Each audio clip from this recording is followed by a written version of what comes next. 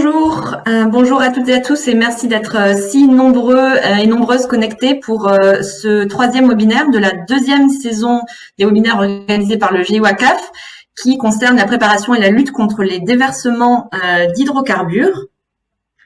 Alors, je vais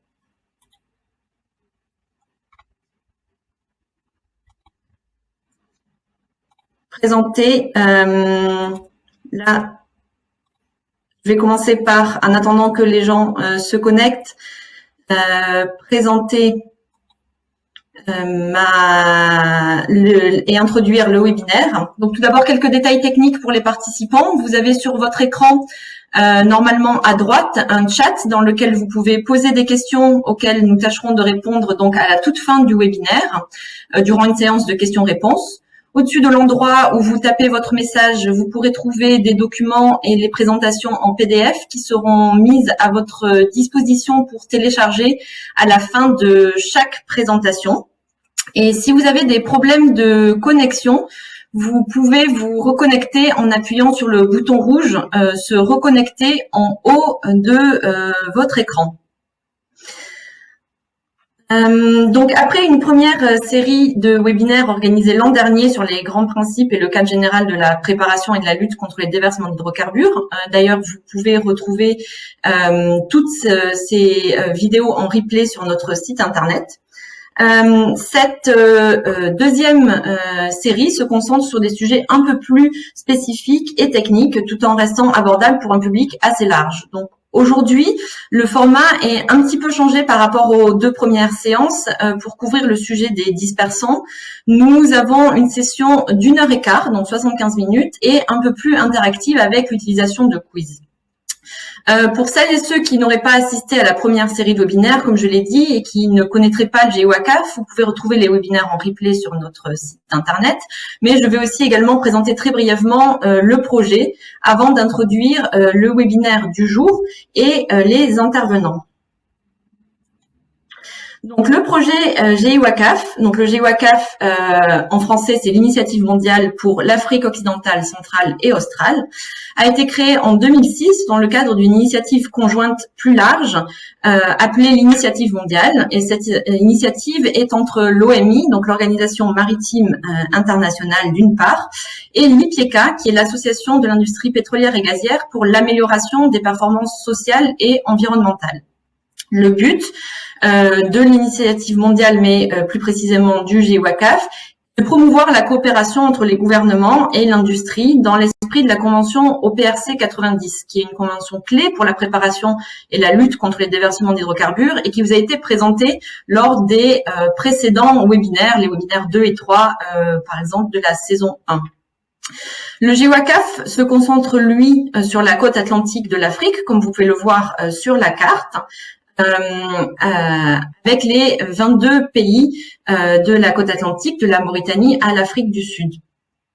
L'objectif principal est de renforcer les capacités des 22 pays partenaires à se préparer et à lutter contre les pollutions par hydrocarbures pour permettre de mieux protéger l'environnement marin et côtier. Pour cela, nous mettons en œuvre des activités d'assistance technique, des ateliers, des formations, des exercices, ou encore tous les ans, nous organisons une conférence qui rassemble les 22 pays. Sur cette slide, en bref, le résumé du projet et de son fonctionnement. Le graphique se lit dans le sens des aiguilles d'une montre en partant du haut. Donc c'est, comme je l'ai dit, un projet entre l'OMI et l'IPIECA, donc entre le secteur public et le secteur privé, qui vise à réduire les impacts des pollutions marines par hydrocarbures. Il soutient 22 pays africains partenaires dans le renforcement et la mise en œuvre de systèmes nationaux de préparation et de lutte. Et la politique de dispersion que nous allons voir aujourd'hui fait bien partie de ce système national, comme vous allez pouvoir le comprendre avec les présentations qui vont être faites aujourd'hui.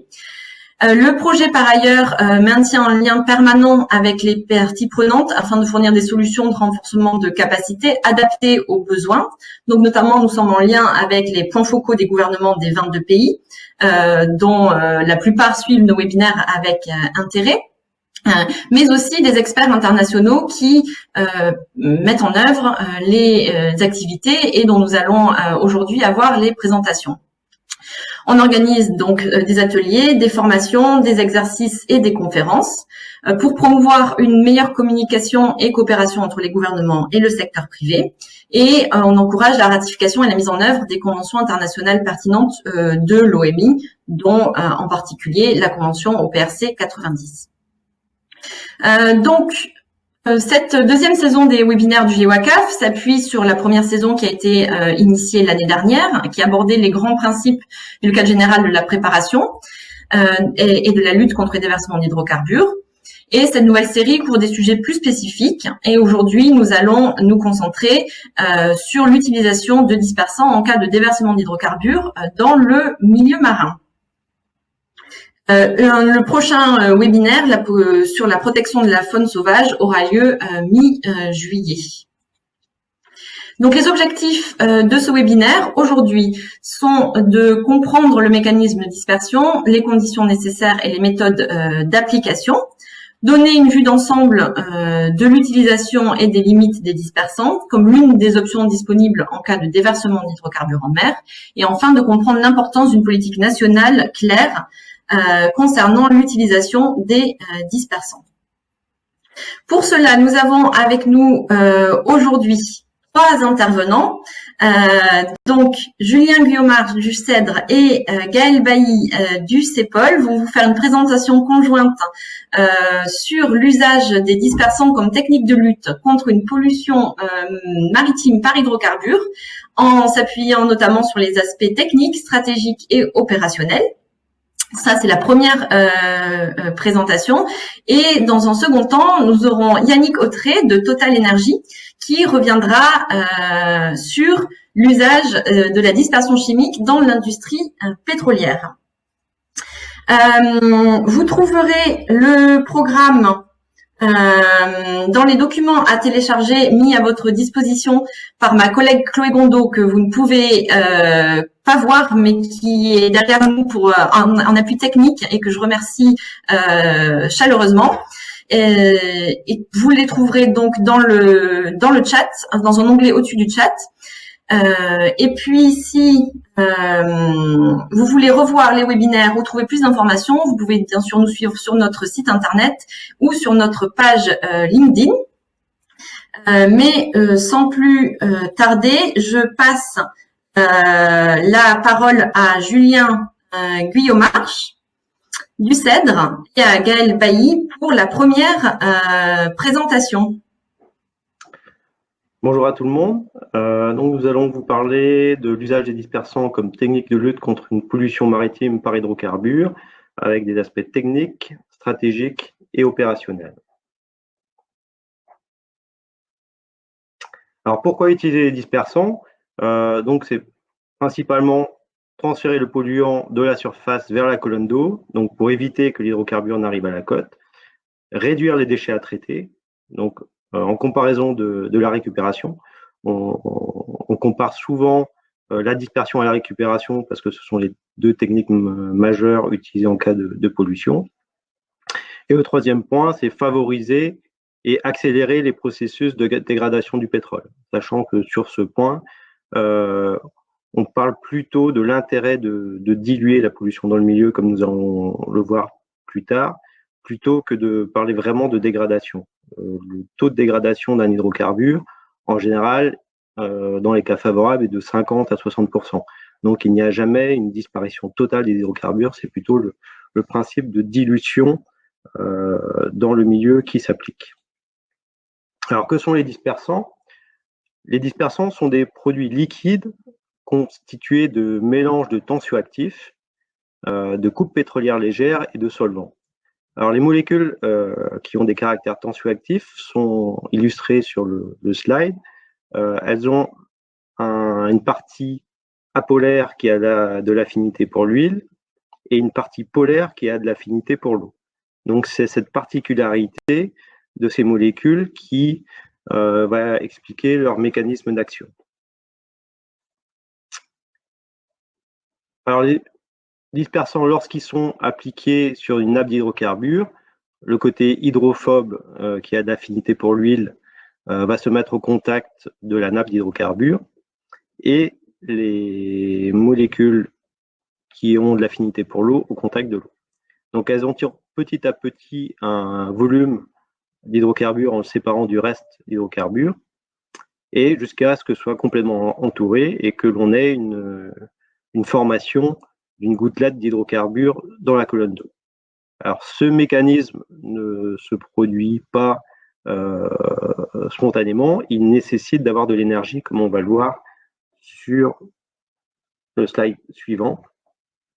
Alors, lorsqu'on a des hydrocarbures à la surface de l'eau en présence d'énergie, le phénomène majoritaire, c'est la formation d'une émulsion inverse. On appelle ça une émulsion eau dans l'huile, autrement appelée mousse au chocolat. Donc l'hydrocarbure va augmenter en viscosité régulièrement au cours du temps et à l'inverse, le phénomène de dispersion d'huile dans l'eau va être relativement minoritaire. Le fait d'ajouter du dispersant va déplacer l'équilibre vers la formation d'une dispersion huile dans eau et avec la particularité en comparaison de la dispersion naturelle d'avoir de très fines gouttelettes en taille comparées à de la dispersion naturelle où vous allez avoir globalement plutôt des grosses gouttes d'eau. Grosses gouttes d'hydrocarbures, pardon. Alors là, on illustre ce qui se produit au niveau d'une nappe en mer. Donc, les dispersants vont être appliqués sur la nappe d'hydrocarbures et au niveau d'une déferlante ou une zone d'énergie, on va former tout un nuage de fines gouttelettes d'hydrocarbures qui sont de l'ordre de 10 à 50 on va dire micromètres, donc 0,05 mm. Et vous voyez que l'ordre de grandeur des concentrations que l'on a juste sous la nappe sont de l'ordre de 10 à, on va dire maximum 100 ppm, qui correspond à des milligrammes par litre. Alors le mécanisme global de la dispersion, c'est, on va dire, une dispersion primaire au niveau des déferlantes et de la surface de la mer, qui crée l'énergie, la zone d'énergie, où on va produire ces fines gouttelettes qui vont après être rapidement diluées dans le milieu. Alors, on a cette dilution parce que les fines gouttelettes restent en suspension dans la colonne d'eau. Les gouttelettes de taille plus importante que l'on a pour la dispersion naturelle remontent à la surface de l'eau et reforment la nappe. Donc, c'est la particularité de l'usage des dispersants. Alors, vous voyez ici les étapes successives de ce qu'on peut obtenir en laboratoire pour illustrer une bonne dispersion. Donc, on a effectivement des hydrocarbures, de l'eau, on a ajouté des dispersants et on crée de l'énergie. Vous voyez que progressivement, on a formation de fines gouttelettes, d'un nuage de pétrole dispersé et qui finalement est relativement homogène dans la colonne d'eau. Alors ça, c'est la particularité de ce que l'on a pour une bonne dispersion, ce nuage, on va dire brun-orangé. À l'inverse, ici, on a fait le même test avec un fuel lourd. Le précédent, c'était un brut moyen. On n'a pas formation de fines gouttelettes, mais plutôt de filaments, donc relativement grossiers. Et on n'a pas ce nuage brun. Donc cette dispersion-là n'est pas efficace. Alors visuellement, sur des opérations, on va dire à plus grande échelle, sur la gauche, ce sont des tests de dispersion que nous avons réalisés dans notre canal d'essai au CEDRE, l'application de dispersant sur une nappe d'hydrocarbures, et vous voyez bien ce nuage orangé. On observe les mêmes choses sur un traitement en mer avec ce nuage brun caractéristique. Alors, c'est un outil assez facile d'évaluation de l'efficacité du traitement. Et il y a un autre outil qui, à l'inverse, peut montrer que les hydrocarbures les dispersants ne sont pas efficaces. Lorsque le pétrole est trop visqueux, le dispersant pénètre peu dans les nappes d'hydrocarbures et est au contraire rapidement lessivé et va directement dans le milieu, dans la mer. Et là, on a plutôt un nuage blanc. Donc, il y a 2 critères assez simples pour évaluer l'efficacité en conditions réelles.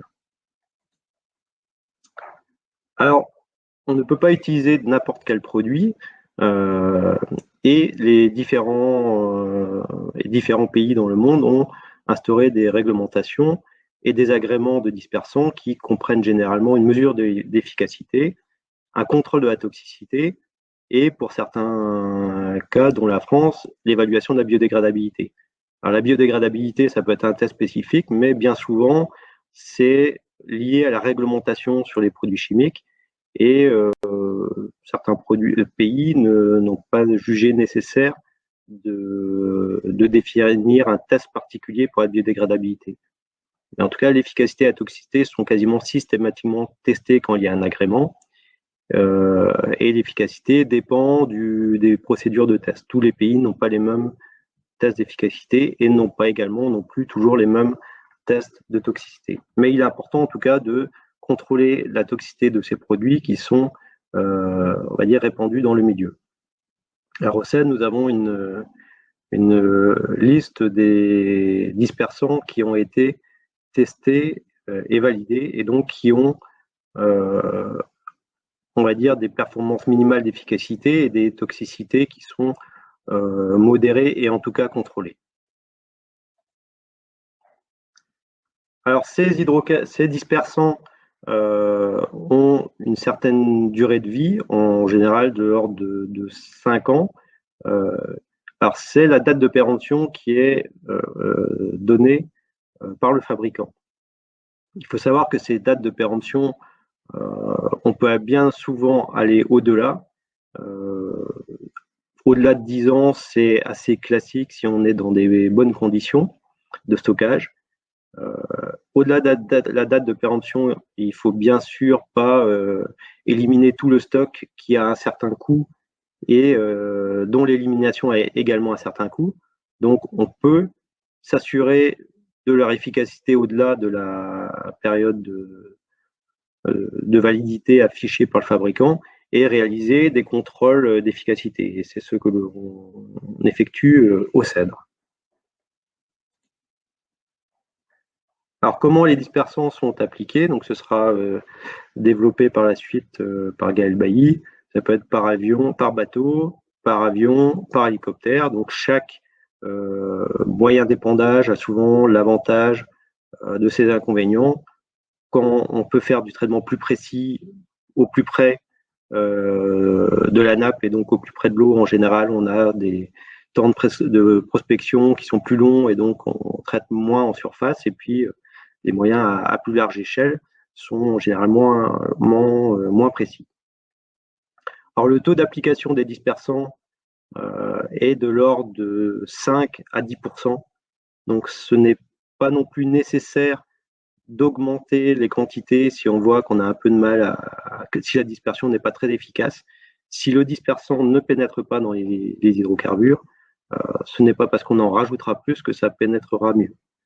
Donc, on va plutôt, en plus, fragmenter la nappe en surface et compliquer les opérations de récupération. Donc, une opération de dispersion doit marcher. Elle ne peut pas marcher à moitié.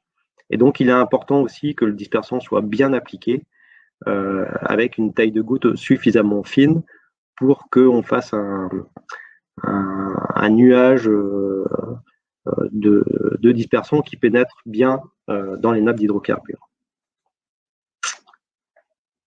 Donc, je vais passer la parole à Gaël Bailly.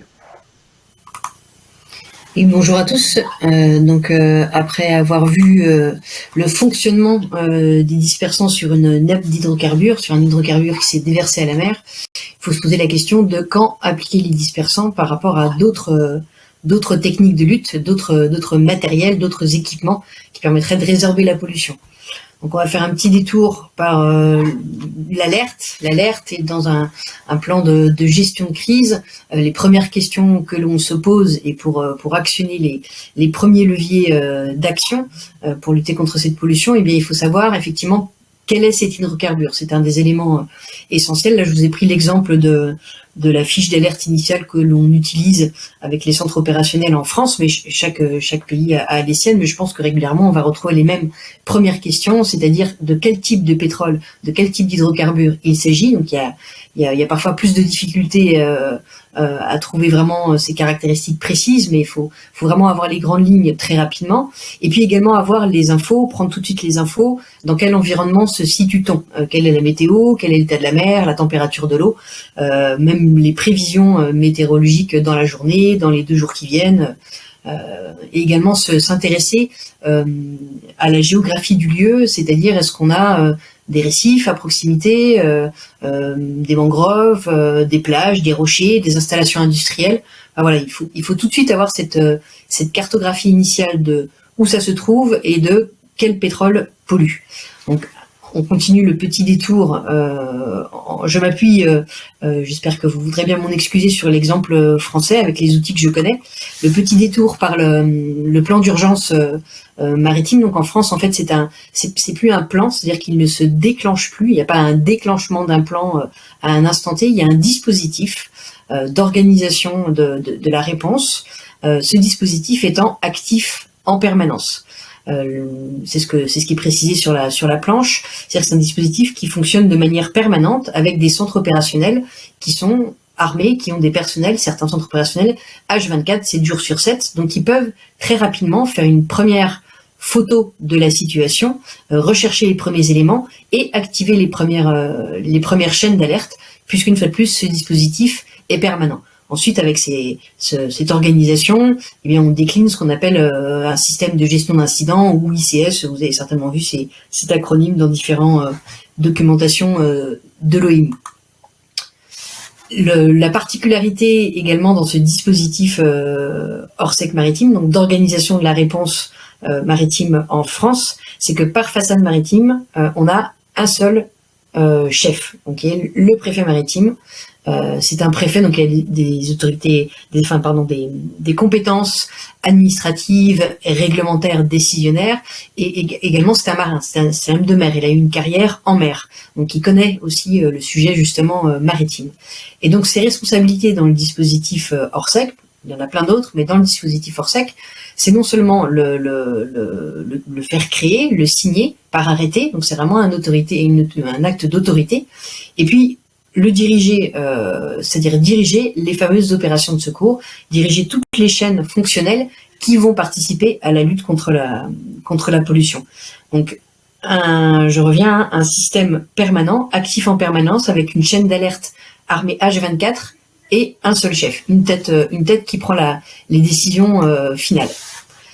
Dans ce dispositif, on retrouve ce que vous avez tous ou pu voir dans différents plan d'urgence maritime, c'est-à-dire une activation de la chaîne d'alerte, collecter l'information, analyser la situation pour ensuite définir là ou les stratégies à mettre en œuvre. À nouveau, j'insiste sur, je rentre pas dans le détail du dispositif Orsec, mais une disposition qui est permanente et qui est progressive, c'est-à-dire avec des modules qui vont s'incrémenter au fur et à mesure selon, on va dire, l'ampleur de l'événement, ce qui va permettre de s'adapter à chaque situation. Un tout petit détail cependant de ce dispositif Orsec maritime, j'y reviendrai plus tard, c'est l'équipe donc le DOS, on l'a vu tout à l'heure, c'est le préfet maritime, c'est le chef du dispositif, c'est le chef des organisations de secours, et il a à sa disposition plusieurs équipes. Il a une équipe de gestion de crise. L'équipe de gestion de crise, elle va être occupée par des personnes qui vont avoir des outils et le temps de la réflexion, qui vont pouvoir analyser la situation, définir des stratégies, penser à moyen et long terme, anticiper. Et il va avoir une ou plusieurs équipes de gestion de l'intervention qui sont là, ces fameux centres opérationnels qui travaillent de toute manière 7 jours sur 7, 24 heures sur 24. En cas d'événement qui prend un petit peu d'ampleur, ce centre opérationnel va prendre une partie de ses personnels, va rappeler peut-être ceux qui sont de repos, parce que là, on va avoir une équipe de gestion d'intervention à mener et à se concentrer uniquement sur ce cas précis, le cas qui nous occupe, la pollution qui est en cours. Et donc, eux, l'équipe de gestion d'intervention, ils sont dans la conduite des opérations. Ils vont coordonner les différents moyens qui vont œuvrer en mer. Ils vont activer ces moyens-là. Ils vont aller rechercher les moyens, navires ou avions les plus adaptés pour intervenir sur zone. Donc, on a bien deux équipes qui n'ont pas un lien hiérarchique, mais qui ont des fonctions vraiment très complémentaires. Équipe de gestion de crise dans l'anticipation, la réflexion, l'expertise, et une équipe de gestion d'intervention qui va être dans la conduite des opérations, l'instant T, vraiment agir pour faire agir les unités en mer. J'ai fait ce petit détour, vous allez comprendre pourquoi par la suite. Je reviens à la tête de ma fiche d'alerte initiale, et une fois de plus, eh bien, celui qui travaille 24 heures sur 24, c'est le centre opérationnel en question, peu importe son nom hein, dans un pays ou un autre, un centre opérationnel qui est capable eh bien, de tout de suite activer les chaînes d'alerte, de tout de suite aller rechercher savoir où et comment aller rechercher les caractéristiques du pétrole qui a été déversé en mer, et puis tout de suite faire une photo de la situation. Où se trouve-t-on? Quelles sont les conditions météo-océaniques? Est-ce qu'il y a des zones sensibles à proximité? Est-ce que c'est plutôt du rocher, récif, de la mangrove ou de la plage? Des installations industrielles qu'il faudrait protéger? Une zone de pêche avec une forte activité? Enfin, on va tout de suite avoir cette photo-là, puisque une fois de plus, le centre travaille en permanence. Par ailleurs, dans le dispositif Forsec Maritime, cette équipe de gestion de crise qui, elle, est sur la réflexion, même si là, elle ne travaille pas 24 heures sur 24, le centre opérationnel va pouvoir rappeler des personnes au fur et à mesure, prendre conseil auprès de différents experts. Donc pour nous en France, au CEPOL, au CEDRE, aussi l'organisme Météo France, des organismes de cartographie, d'environnement marin, des universitaires, des gestionnaires éventuellement d'aires marines protégées, pour affiner justement cette photo de la situation et avoir tout de suite des informations plus précises, plus analysées, et qui vont permettre en croiser avec la photo factuelle de la situation, avec des données croisées, bien aboutir à des éléments pour prendre une décision rapidement.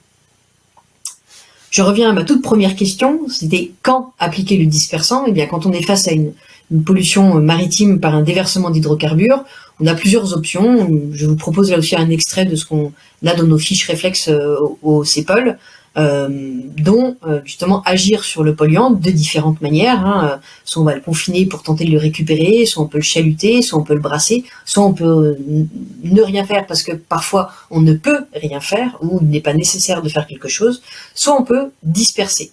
Disperser, le petit commentaire qu'on s'est mis nous dans nos fiches réflexes, c'est il y a une question de délai, et 2, c'est pas adapté à tous les produits et à toutes les zones. Donc pas adapté à tous les produits et à toutes les zones, ça veut dire qu'il y a des hydrocarbures qui peuvent être dispersés et d'autres pas. Je laisse à nouveau la parole à Julien pour traiter de ce sujet.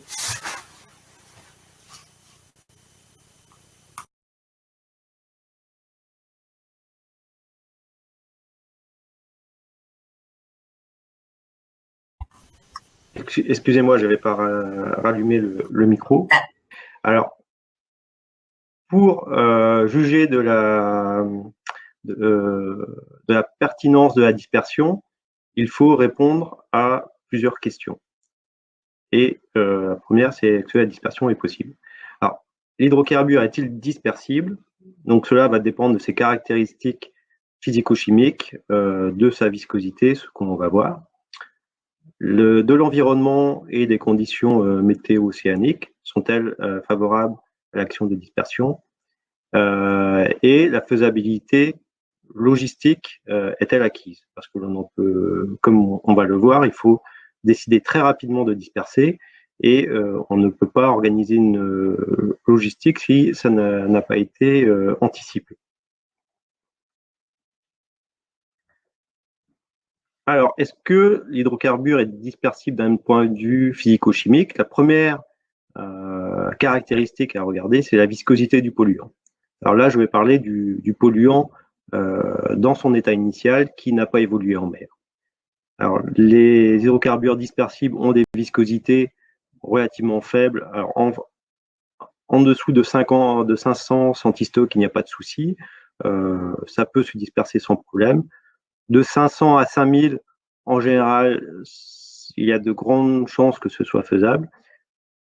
Lorsque l'on augmente encore en viscosité de 5000 à 10 000, ça commence à être a priori problématique et le résultat est incertain. Donc, il vaut mieux tenter sur une partie de la nappe de disperser, de voir si ça marche, mais ce n'est pas garanti, sachant que le polluant va évoluer. Donc, s'il est déjà à une viscosité initiale de 5 à 10 000, il sera peut-être immédiatement dispersible, mais peu d'heures après, ce ne sera peut-être plus dispersible. Donc, c'est un point à observer. Et puis, au-delà de 10 000 centistoques, ce n'est pas a priori dispersible, on peut considérer que c'est impossible. Alors, quand la viscosité, là on a parlé des viscosités initiales du polluant, lorsque les viscosités augmentent, la dispersibilité diminue. Donc là, ce sont des expérimentations que nous avons réalisées au CEDRE. Donc il y a différentes courbes parce que ça correspond à différents tests. Ce qu'il faut retenir, c'est surtout la courbe du bas en pointillé. Vous augmentez régulièrement la viscosité d'un hydrocarbure, la dispersibilité décroît régulièrement. Donc, le critère principal pour juger de l'opportunité d'utiliser des dispersants est la viscosité de l'hydrocarbure. Cette viscosité dépend de la température. Donc, pour une condition, on va dire température tempérée, on peut avoir un produit qui a 5000 centistoques. Donc, déjà à la limite de ce qu'on peut disperser, alors qu'à 28 degrés, dans des conditions, on va dire, tropicales, l'hydrocarbure peut déjà être dispersé initialement quand il est déversé, et a priori pendant quelques heures quand il va vieillir. Alors, donc les hydrocarbures, on l'a montré au départ, forment sans présence de dispersant, mais d'énergie à la surface de l'eau, ils forment des émulsions inverses dont la viscosité augmente régulièrement. Et la dispersion étant sensible à l'augmentation de viscosité, on voit que plus le temps passe, plus l'efficacité du dispersant, a priori, va être réduite. Alors après, on peut juger aussi en fonction de la nature d'hydrocarbures de l'opportunité d'utiliser des dispersants. Pour des raffinés légers, c'est possible, mais c'est inutile parce que les produits ne sont pas persistants. Ils vont en partie s'évaporer, se disperser naturellement dans la colonne d'eau. Si on ajoute des dispersants à des produits qui s'évaporent, on va contaminer inutilement la colonne d'eau.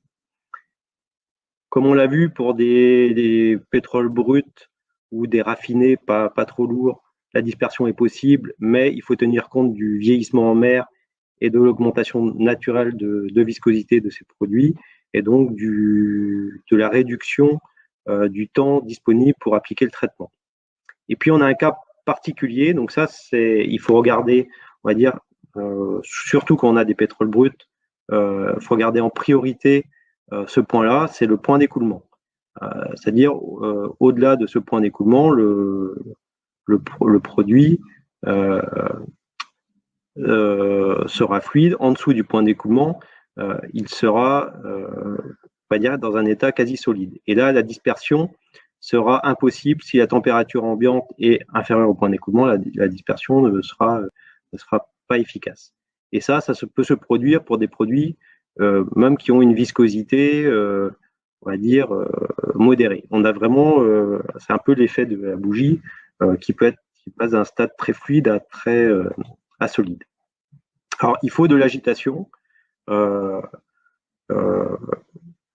préférence naturelle. On dit à partir d'un état de mer 3, l'efficacité et la dispersion est bonne.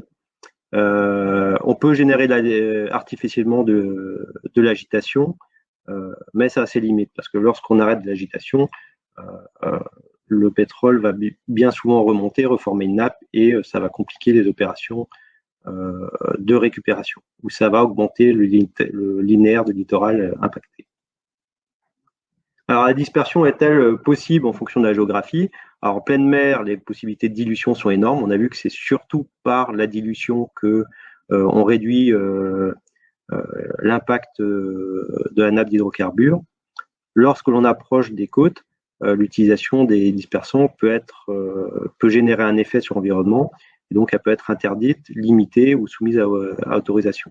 Et pour ce qui concerne la politique française, on a défini des limites géographiques d'utilisation des dispersants en termes de distance à la côte, mais également de profondeur minimale, et pour différents scénarios de pollution avec 3 quantités. Alors ces limites existent pour un certain nombre de pays avec des valeurs qui diffèrent sensiblement d'un pays à l'autre. Donc on voit les cartes qui ont été utilisées, définies en France avec les limites géographiques d'utilisation des dispersants, ces limites pouvant être adaptées pour tenir compte d'un site particulièrement sensible. Ce n'est de manière générale, c'est la distance et la profondeur, mais il faut tenir compte des particularités locales. Donc je vais laisser la parole à Gaëlle pour la suite. Et donc dans le même temps où juste après une pollution par hydrocarbures, on cherche à savoir si le pétrole est dispersible par rapport à ses caractéristiques, il y a d'autres équipes qui vont chercher quels sont les moyens disponibles, équipés, capables de disperser. Donc on fait ça en parallèle pour avoir le plus de réactivité possible. On parlait à l'instant avec Julien des cartes de dispersibilité, donc c'est un outil qui existe dans les dispositifs Orsec, c'est-à-dire que les équipes de gestion d'intervention et de gestion de crise consultent ces cartes rapidement pour savoir si le pétrole est dispersible, dans quelle zone 10 tonnes, 100 tonnes ou 1000 tonnes se trouve-t-on. On a déjà une première réponse très rapide, va-t-on pouvoir disperser, oui ou non, sur quel volume. On a les conditions environnementales qui ont été analysées, donc on a déjà répondu à une bonne partie de la question. La politique française a rajouté des warnings supplémentaires par rapport à des zones sensibles qui peuvent aussi être éventuellement en pleine mer, ou pour les activités côtières et littorales, des activités socio-économiques qui sont elles aussi, tout cet ensemble-là de données sont reprises dans des atlas de sensibilité qui ont été faits tout le long du littoral, et ces outils-là sont aussi préétablis, consultables dans les dispositifs Orsec. Donc les équipes de gestion d'intervention, une fois de plus, se reportent à ces outils en même temps que le pétrole, les caractéristiques du pétrole sont consultées pour savoir s'il est dispersible, en même temps que les données météo-océaniques sont consultées pour savoir s'il y a suffisamment d'agitation et dans quelle zone se trouve-t-on. Donc on a tout un tas de données qui sont analysées rapidement dans les premiers instants de la crise pour pouvoir permettre une réponse, un choix de réponse, un choix de stratégie du préfet maritime. Je laisse Julien développer très rapidement les particularités locales qui peuvent être prises dans ces différents atlas. Oui, donc ce qu'il faut prendre en compte, c'est quels sont les différents habitats présents et leur sensibilité toujours par rapport au pétrole dispersé en comparaison du pétrole non dispersé. C'est toujours un équilibre entre les deux et voir quel sera le gain de la dispersion. Donc c'est une analyse qu'on appelle CIMA ou NEBA en fonction des... il y a eu des changements et c'est toujours d'évaluer la sensibilité au pétrole dispersé ou au pétrole non dispersé et savoir quel va être le gain de la dispersion sur ces habitats. Et donc tout cet enchaînement de données à consulter et de répondre aux questions, le pétrole est-il dispersible, oui ou non, où se trouve-t-on? C'est parce que, vous l'aurez compris, la fenêtre de dispersibilité est limitée selon le type de pétrole, mais dans tous les cas limitée, puisque vous avez compris, ça dépend de sa viscosité. La viscosité augmentant avec le temps que l'hydrocarbure passe en mer, on a forcément un timing, la montre qui court. Donc c'est vraiment un processus de décision qui doit être rapide et efficace. Et pour qu'il soit rapide et efficace, il faut intégrer vraiment la possibilité de cet outil dans les plans d'urgence, avec éventuellement une cartographie dédiée, avec les chaînes d'alerte et de décision qui sont reprise, et que chacun connaisse son rôle dans les centres opérationnels, sur les bateaux, dans les avions, enfin chacun vraiment à sa place au bon moment pour prendre cette décision rapidement. Avec toute l'analyse qui a été présentée précédemment, la décision finale en France, elle a été choisie d'être donnée au préfet maritime, c'est-à-dire le fameux chef tête unique dont on parlait tout à l'heure, parce que c'est un choix qui doit certes être rapide pour être efficace, mais qui est pas anodin comme choix. Donc c'est lui qui prend la décision une fois qu'on lui présente tous les outils, tous les éléments, donc dans l'heure et demie qui suit la pollution. Est-ce que c'est dispersible, oui ou non? Si on lui dit que techniquement ça l'est, sur les zones sensibles, ça, ok, on peut le faire, ça ne menace pas, il prend quand même. C'est à lui qui dira au final oui ou non, j'ordonne aux moyens de disperser. Donc les différentes techniques, on l'a vu rapidement tout à l'heure, vous aurez je pense l'occasion de lire la planche en détail plus avant.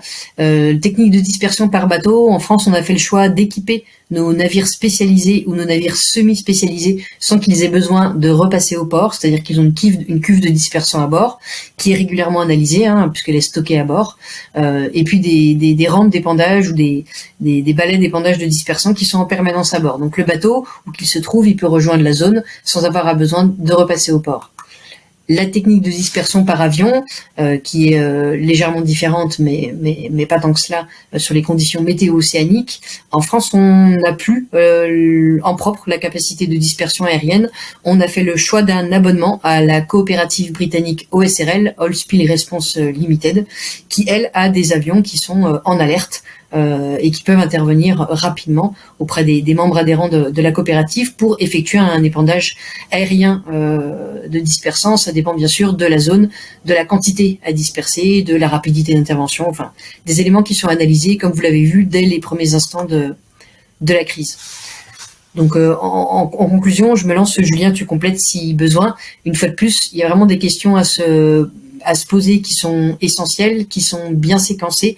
Il faut les prévoir dans le plan d'urgence.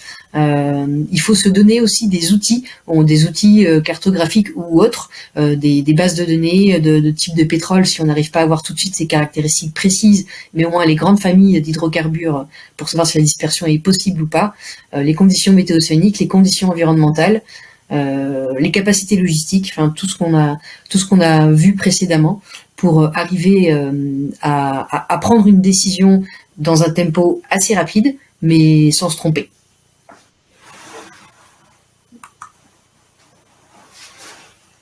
Merci beaucoup Julien et Gaëlle pour cette présentation très complète et à deux voix.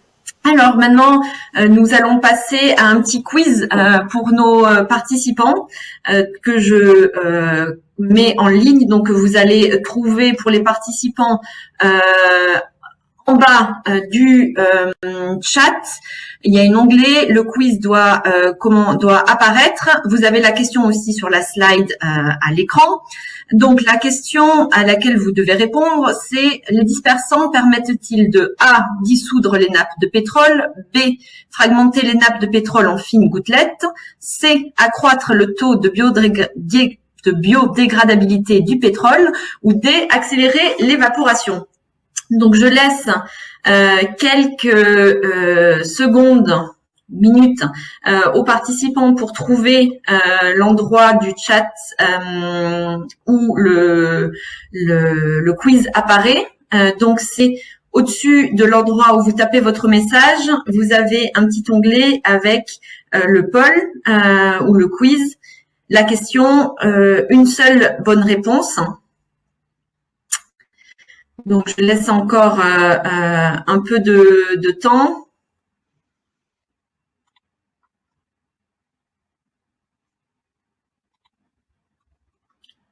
Je vois que les réponses commencent à apparaître. Donc, pour l'instant, on a 77% pour fragmenter les nappes de pétrole. D'ailleurs, je vois qu'il y a une faute d'orthographe. On a oublié un S à nappe de pétrole dans cette deuxième réponse. Toutes nos excuses.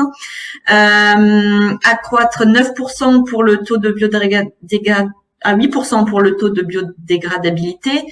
7% pour accélérer l'évaporation. Je vais laisser peut-être la parole à Julien ou Gaël pour commenter les résultats et voir si c'est la bonne réponse.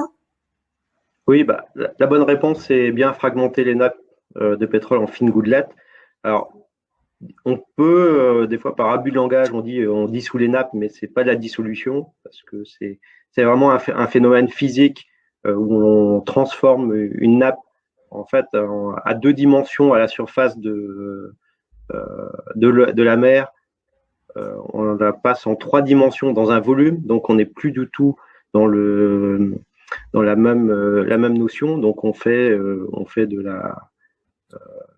dilue l'impact et on n'accroît pas le taux de biodégradabilité. On fragmente les nappes, elles sont plus accessibles à la biodégradation, mais la biodégradabilité ne va pas augmenter. La biodégradabilité finale, donc un produit dégradable à 60%, comme la plupart des bruts, va se biodégrader, mais ne va pas totalement disparaître. Et on n'accroît pas l'évaporation non plus. Très bien. Merci beaucoup pour le commentaire et la réponse. Donc, la réponse était bien B, fragmenter les nappes de pétrole en fines gouttelettes. Je finis il y a une deuxième question qui va apparaître. Dans quel cas puis-je utiliser des dispersants? A, dans un port sur de l'essence. B, sur un lac sur un pétrole brut léger. C, en pleine mer sur un pétrole brut peu visqueux. D, dans un estuaire à marée descendante. Donc, pareil, la question apparaît en haut, juste dans le chat, là où vous pouvez taper le message. La question va apparaître. Bonne réponse. Je laisse un peu le temps aux participants de trouver comment on répond et d'y répondre.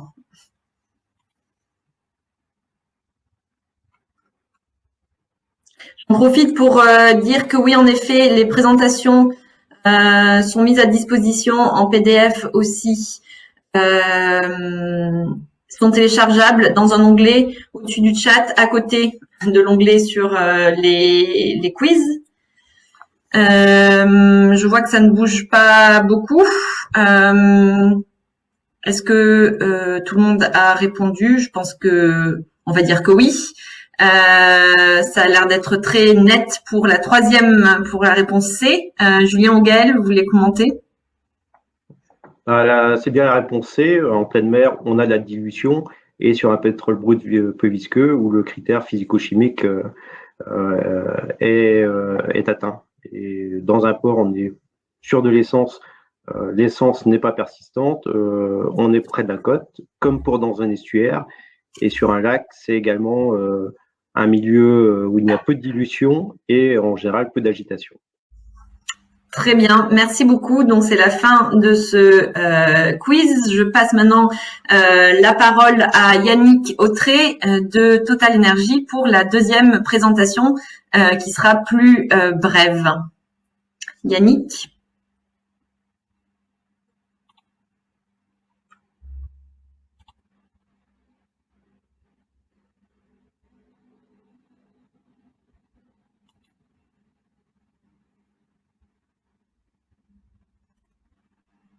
Alors Yannick, je pense qu'il faut mettre le micro, pardon.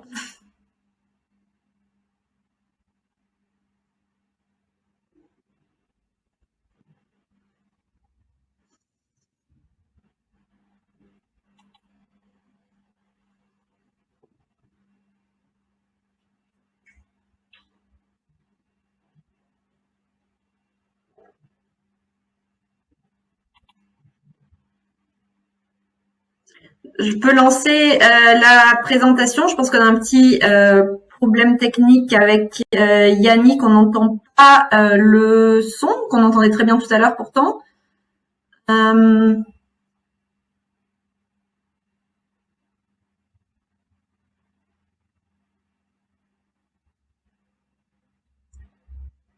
Alors en attendant, si vous avez déjà des questions, vous pouvez les poser dans le chat. Les premiers intervenants vont y répondre en attendant que nous retrouvons la connexion avec Yannick. Donc, n'hésitez pas à poser vos questions dans le chat. Nous pouvons essayer d'y répondre maintenant plutôt qu'à la fin, en attendant que la connexion se rétablisse avec Yannick.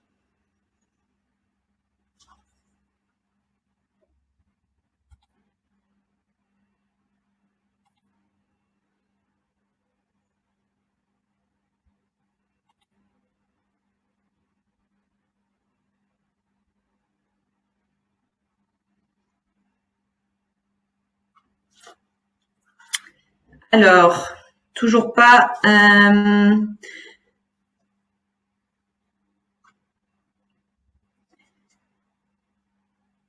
De connexion avec Yannick.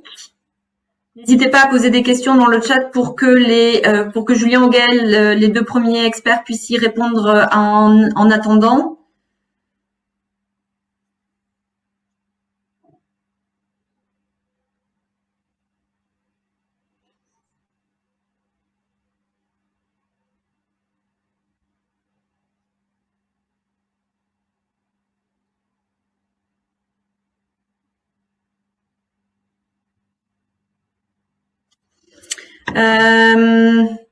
Sinon, on est passé un peu vite sur les dernières slides de la présentation de Julien et Gaël. Si vous voulez compléter, vu qu'on a un petit peu le temps, en revenant sur certains points, n'hésitez pas, Julien ou Gaël.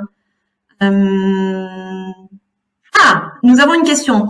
La réponse peut-elle être internationale en cas de déversement d'hydrocarbures dans le golfe de Guinée? J'imagine que cette question peut s'appliquer plus directement pour les dispersants, par exemple, si le pays n'a pas de stock de dispersants, comment cela peut-il se passer? Julien ou Gaël? Ça dépend surtout dans un premier temps en tout cas, des accords régionaux qui peuvent être mis en place entre des pays voisins.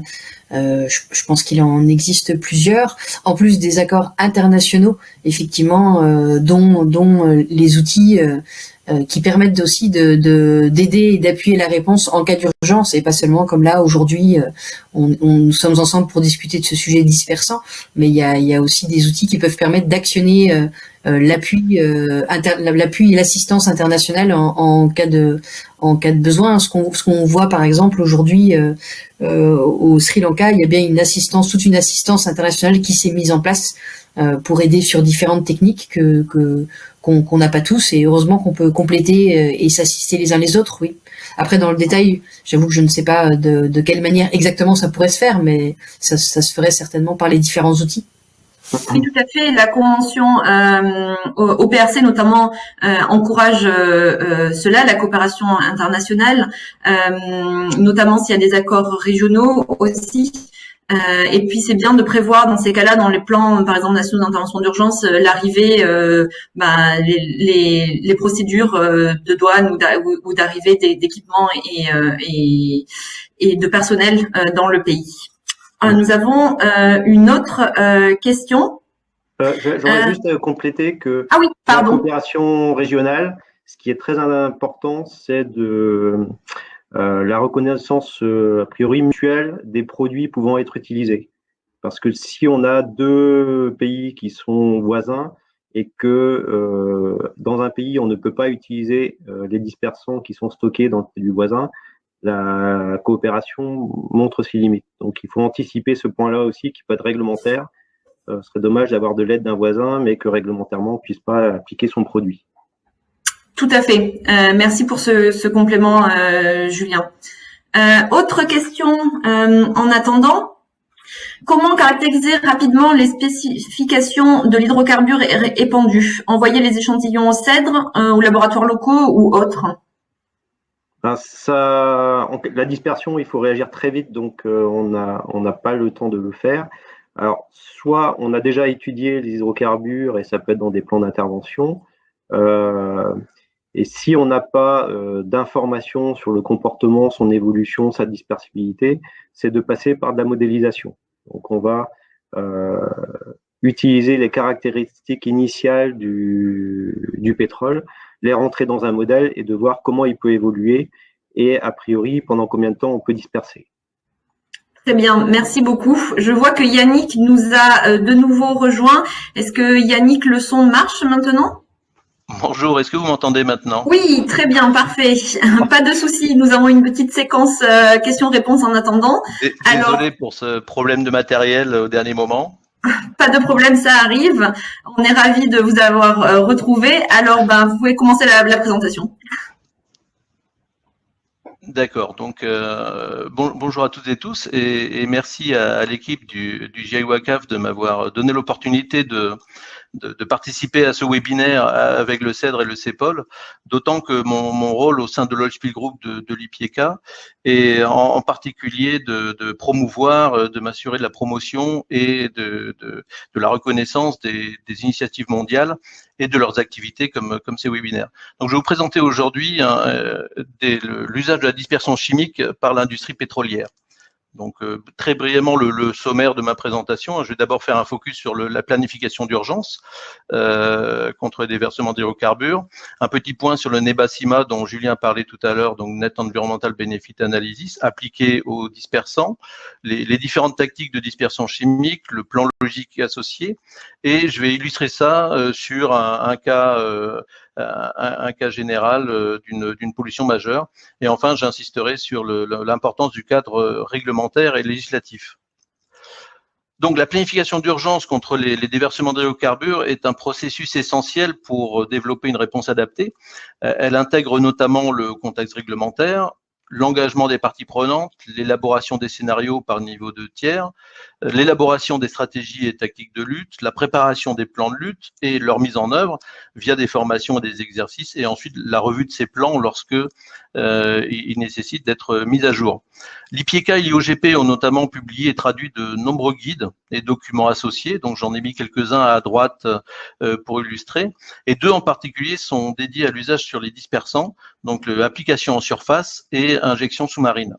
On peut les retrouver à différents endroits, donc notamment sur le site du GIWACAF, dans les documentations utiles, et aussi sur le site de l'IPIECA.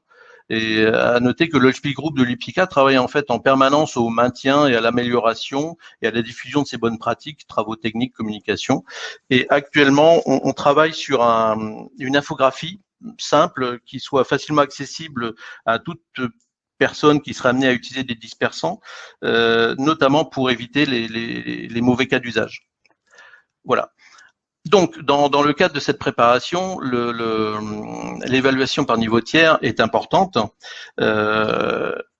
Donc, je vous présente ici la roue de préparation telle qu'elle est développée dans le guide sur la préparation et lutte par niveau. C'est un point clé, en fait, l'usage des niveaux de tiers pour caractériser une pollution et la réponse associée.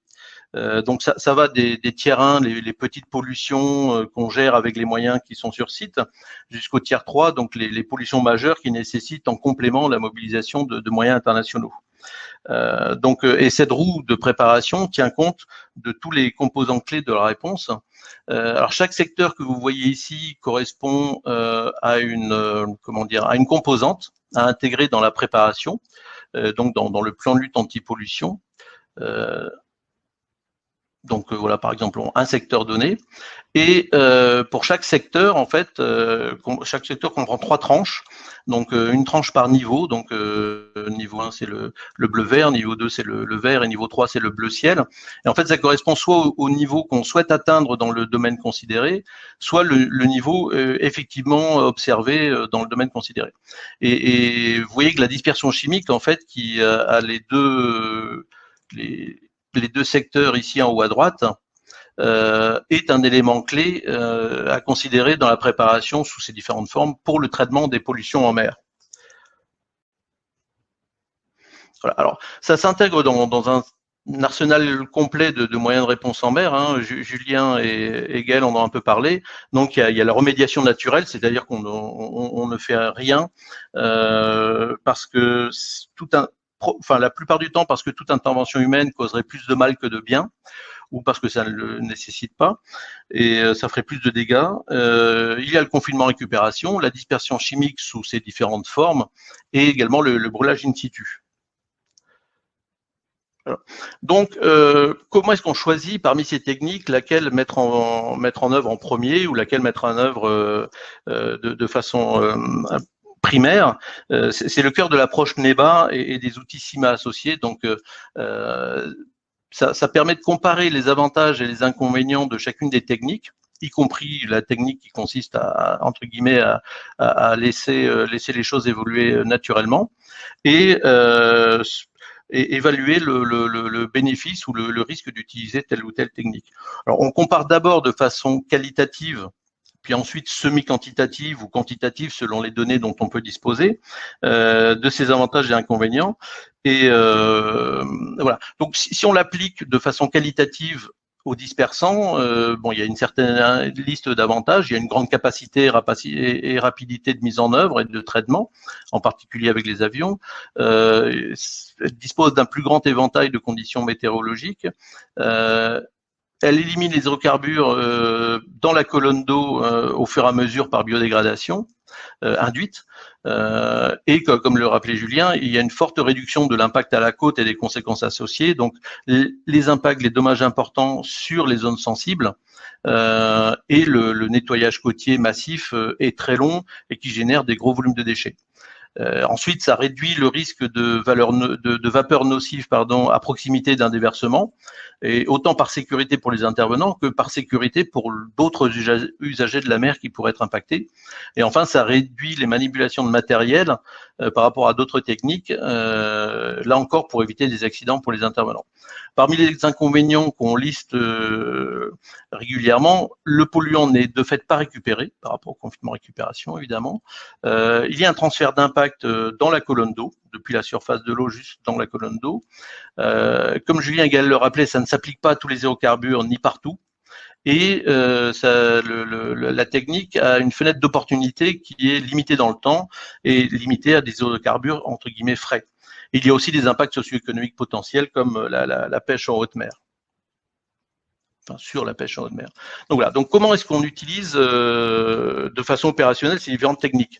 Alors on peut l'utiliser par injection sous-marine directement à la source, hein, si la source de la pollution est sous-marine, là où le polluant est le plus concentré, avec l'idée qu'il ne puisse pas atteindre la surface. Et donc là, par exemple, sur l'image ici en haut à droite. Voilà, c'est un essai il y a quelques années en Angola d'injection de produits au niveau d'une tête de puits à peu près à 1000 mètres de fond. Donc c'est une tête de puits désaffectée et on a injecté du produit colorant pour vérifier qu'on pouvait bien être au plus près de la source et la traiter de cette façon-là. Voilà. Il y a aussi la dispersion par avion, spécialement équipés comme ceux d'OSRL qui ont été mentionnés un peu plus tôt, et qui peuvent couvrir rapidement de grandes distances pour aller sur une pollution, et une fois sur la pollution, peuvent couvrir les nappes à traiter sur de grandes distances. Et enfin, il y a un épandage depuis des navires, donc des flottilles de navires, qu'ils soient petits ou grands, comme le montrent les différentes images. Et je vais enlever ma caméra pour que tout soit visible. Voilà, du moment qu'ils peuvent aller en haute mer. Alors voilà, concrètement, donc sur un cas, sur un exemple schématique, hein, j'ai pris le cas d'une pollution catastrophique de type Deepwater Horizon dans le Golfe du Mexique en 2010. C'était une fuite majeure d'hydrocarbures liquides et gazeux au fond de la mer sur un forage. Et donc on définit par défaut 5 ou 6 zones d'intervention. Donc une première zone d'intervention qui est celle-ci, qui est une zone d'intervention à la source, en amont de la dérive des hydrocarbures liquides et gazeux, par sécurité pour ceux qui vont intervenir, qui permet la reprise de contrôle du puits qui est en train de fuir, et aussi l'injection de dispersants à la source. Alors le temps que tout ça se mette en place, on a une pollution en surface, donc avec ici une zone d'exclusion totale, parce que c'est là que le pétrole et les gaz remontent à la surface, et donc il y aura des émissions de composés organiques volatiles, de COV, potentiellement d'hydrogène sulfuré, et donc pour la sécurité et des intervenants et des autres usagers de la mer, cette zone est le plus souvent interdite, et toute intervention y est exclue. En revanche, on y fait évidemment du suivi. Ensuite, il y a une première zone d'intervention, donc quand le pétrole est toujours frais, il est dégazé, mais il est toujours frais, il est encore assez concentré. Et c'est là qu'on va porter l'effort de dispersion en surface, donc par avion et par bateau, en parallèle des premières opérations de confinement qu'on voit ici, mais évidemment pas sur les mêmes zones, puisque les deux techniques ne sont pas adaptées sur une même zone. Donc on sépare bien les zones. Et ensuite, au fur et à mesure que la nappe dérive et que le pétrole vieillit, en fait, il est plus dispersible et chimiquement, et du coup, la technique principale, c'est le confinement-récupération jusqu'au plus près de la côte, autant qu'on peut, y compris avec des moyens locaux, des navires d'opportunité, des petits bateaux et des chaluts. Et bien sûr, on se prépare une intervention de nettoyage côtier. Voilà, donc les points clés de la réponse dispersion chimique, en fait, c'est d'abord les autorisations, comme on l'a dit tout au long de ce webinaire. Ensuite, le zonage pour savoir où on pourra intervenir, les moyens disponibles, que ce soit des bateaux, des avions, le guidage de tous ces moyens de façon à ce qu'ils soient le plus efficace possible, le plus longtemps possible, l'approvisionnement, puisque une réponse globale de ce type peut consommer plusieurs centaines de mètres cubes de dispersant par jour, donc il faut assurer l'approvisionnement. Et bien sûr, tout du long de la technique, de la mise en œuvre de la technique, on vérifie son efficacité et on surveille les impacts potentiels.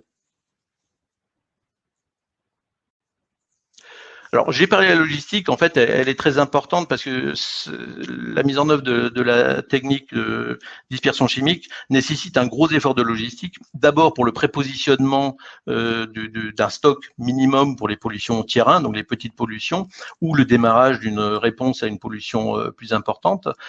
Donc, il faut un plan logistique pour l'acheminement d'urgence des volumes complémentaires nécessaires depuis l'international. Comme je l'ai dit, ça peut aller jusqu'à une consommation de plusieurs centaines de mètres cubes par jour. Il faut aussi assurer la répartition des stocks sur place, puisqu'il y aura des stocks qui devront aller à l'aéroport pour les avions, des stocks qui devront aller au port pour les bateaux, et des stocks qui devront être dédiés à l'installation sur site qui va faire la dispersion chimique sous-marine. Voilà. Enfin, le cadre réglementaire et législatif, il est important d'abord pour une préparation robuste, d'abord de savoir si la technique est rejetée ou acceptée. Ensuite, il faut avoir l'agrément de certains dispersants sur certaines conditions, donc ce que présentait Julien, les tests d'efficacité, des tests de toxicité, de biodégradabilité. Et ensuite, il faut savoir, comme le présentait Gaël, quelles sont les zones d'exclusion et les zones potentiellement autorisées. Et ensuite, au moment de la réponse, ce qui est important, c'est d'avoir un processus accéléré d'approbation de la mise en œuvre de la technique, donc des préautorisations si possible, un circuit administratif adapté à l'urgence, et une intégration des contraintes douanières pour le ravitaillement de façon à ce que ça soit le plus fluide possible, et le long de la réponse, une validation des opérations, de toutes les opérations, et notamment des opérations de dispersion chimique. Donc les zones où on peut le faire, on ne peut pas le faire, on ne peut plus le faire éventuellement, la durée, et puis l'arrêt de la technique lorsque on juge et on observe qu'elle n'est plus efficace. Voilà, donc j'en ai fini avec ma présentation. J'espère que j'ai été ni trop court ni trop long. Très bien, non, merci beaucoup Yannick, on est ravis que vous ayez pu vous reconnecter et faire la présentation. C'était très bien.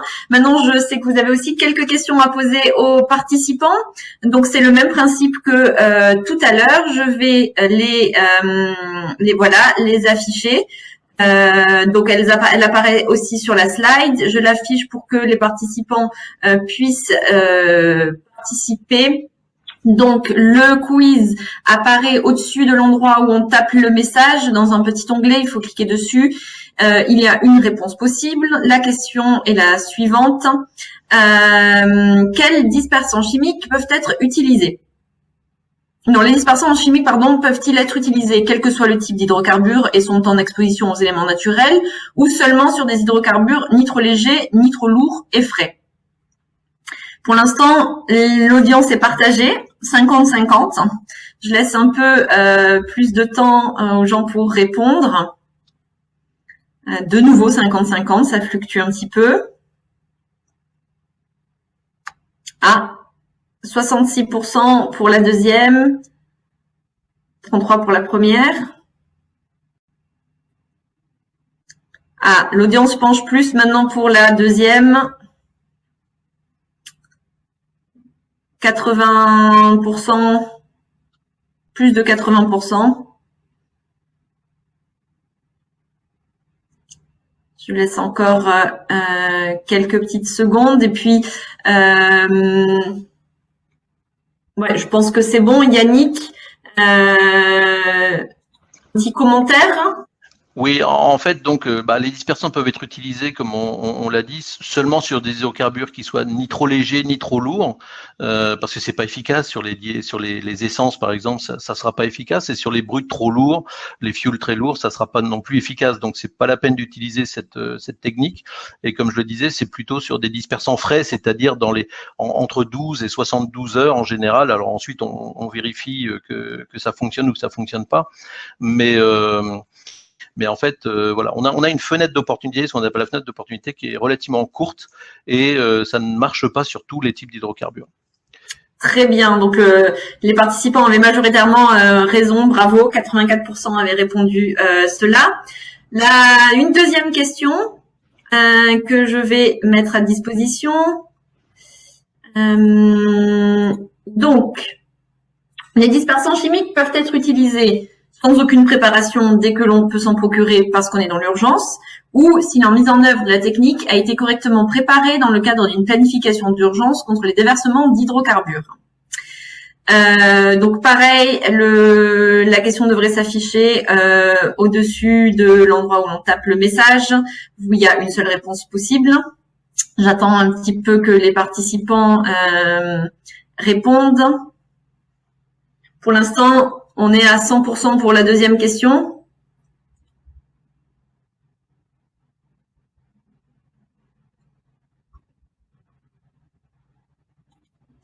Ça n'a pas l'air de beaucoup bouger. Yannick? Voilà, donc en fait, ce qui est fortement recommandé, c'est que la mise en œuvre de la technique soit préparée. C'est ce qu'on a présenté tout au long de ce webinaire, parce que ça s'improvise pas. Et si on le fait dans l'urgence, parce que on a toutes les chances que on puisse pas le faire de façon correcte et qu'on fasse plus d'erreurs que de réponses efficaces. Très bien, merci beaucoup. En effet, je pense que c'était un message clé des deux présentations, que ce soit celle de Julien et de Gaël plus tôt, ou que celle de Yannick qui vient d'être faite. En effet, les dispersants chimiques doivent être inclus dans la préparation et la planification contre les déversements d'hydrocarbures. Je finis donc, j'enlève le quiz. On peut maintenant passer aux questions-réponses. Pour finir juste avec les questions qui ont été posées, on a déjà eu un petit intermède, mais il y a d'autres questions qui sont apparues entre-temps. Vous pouvez remettre la vidéo si vous le souhaitez. Donc, je reprends dans l'ordre des questions qui nous sont arrivées. Une question sur l'utilisation alors un participant qui pose la question sur l'utilisation des dispersants qui est selon la question plus efficace pour les hydrocarbures légers. Qu'en est-il et qu'est-il préconisé pour les hydrocarbures lourds? Est-ce que quelqu'un veut prendre cette question? Du coup, pour les hydrocarbures lourds, on va privilégier le confinement des nappes pour les épaissir encore un petit peu plus si l'on peut, les rassembler, éviter qu'elles ne touchent des zones sensibles. Et puis, on va utiliser ce qu'on appelle des écrémeurs, des skimmers, des pompes en fait, des pompes avec différents systèmes de flotteurs pour pomper ce carburant à la surface de la mer. Et puis, généralement, si on a une pollution d'ampleur, il faut avoir effectivement des navires équipés de soutes capables de récupérer ce polluant avant de l'amener à la côte pour retraitement. Donc, la plupart du temps, c'est ce qu'on va faire. Après, quand on a vraiment un hydrocarbure lourd qui a passé un petit peu de temps à la mer, on peut même le chaluter avec des chaluts de surface qui sont issus des matériels utilisés en pêche. Et d'ailleurs, on va pouvoir employer des navires de pêche en navire dit d'opportunité, parce qu'ils sont vraiment parfaitement adaptés à l'emploi de ces matériels et connaisseurs de la technique de chalutage à 2 bateaux. Et donc là, vraiment, les hydrocarbures sont tellement lourds et sont devenus tellement visqueux qu'ils tiennent dans ces poches d'hydrocarbures qu'on va devoir retraiter ensuite comme des déchets solides. Très bien, merci beaucoup. Une petite précision peut-être sur l'efficacité sur les hydrocarbures légers. Je pense qu'il ne faut pas qu'ils soient non plus trop légers pour que ce soit efficace, si j'ai bien suivi. Oui, ça. Et puis c'est surtout que ça n'est pas nécessaire sur les produits les plus légers. Ils vont s'évaporer. Par exemple, un kérosène, ça s'évapore à 80%, une essence quasiment totalement. Et puis, ou qui vont se disperser naturellement par brassage. Et ce qu'il faut aussi retenir, c'est que ces produits très légers forment des films très fins. Donc, s'il fallait traiter une zone, la surface à prospecter serait énorme pour des volumes relativement restreints. Donc, les produits légers ne nécessitent pas l'emploi de dispersants. Très bien, merci beaucoup. Autre question, est-ce qu'il existe une base de données répertoriant les caractéristiques, par exemple la viscosité, des pétroles produits dans le monde? Alors, il n'y a pas de base de données, on va dire, unique ou générale. Alors, il existe certains modèles. Alors, je pense à un modèle en particulier, Adios, qui est accessible, il me semble, sans droit, et dans lequel il y a une base de données d'hydrocarbures. C'est un outil qui permet de faire de la modélisation et d'évaluer le comportement et l'évolution du produit en mer. Si on n'a pas étudié, ce qui est souvent le cas, mais on peut essayer de trouver un produit qui est dans la base de données et qui a des propriétés physico-chimiques proches du produit qui a été déversé. Et ça implique aussi d'avoir les connaissances, un minimum de connaissances sur les propriétés de l'hydrocarbure qui a été déversé. Très bien, merci beaucoup. Alors, je vais juste prendre une dernière question. On n'a pas le temps de toutes les traiter malheureusement, mais il y en a une très intéressante pour la zone des pays du GEOACAF. Pour le cas du golfe de Guinée, les températures tropicales sont-elles favorables pour l'utilisation des dispersants? Est-ce que cela joue, est-ce que cela a un effet, la température? Oui, enfin, vas-y. Vas-y, Yannick.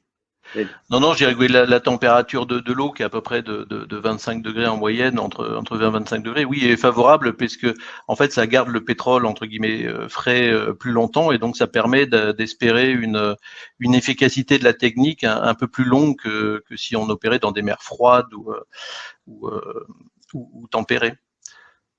Mais bon, je pense que Julien a d'autres éléments. Oui, le graphique que je montrais, où on peut avoir un fuel de soute qui soit pas trop visqueux, il sera dispersible dans des conditions tropicales, alors que là sur la bague de viscosité, on voyait que pour des conditions tempérées, température de l'eau de 15 degrés, dès le départ, il n'est pas dispersible, alors que en conditions tropicales, il l'est. Donc on est sur une décision de dispersion qui peut être favorable du fait de la température élevée, alors qu'on l'écarte d'emblée pour une condition de plus basse température. Très bien. Eh bien, écoutez, merci beaucoup. Je suis désolée pour les questions à laquelle on n'a pas répondu. Vous pouvez toujours nous écrire par email si vous souhaitez qu'on y réponde à tout prix. Les webinaires sont bien disponibles en replay sur notre site internet ou notre chaîne YouTube. Vous pouvez aussi trouver des informations sur les prochains épisodes. Merci à tous d'avoir assisté à ce webinaire et désolé pour les petits incidents techniques. J'espère que cela n'a pas trop posé de problème. Vous avez peut-être bien pu suivre toutes les présentations. Merci beaucoup particulièrement aux intervenants et je vous souhaite à tous une très bonne journée. Bonne journée. Merci.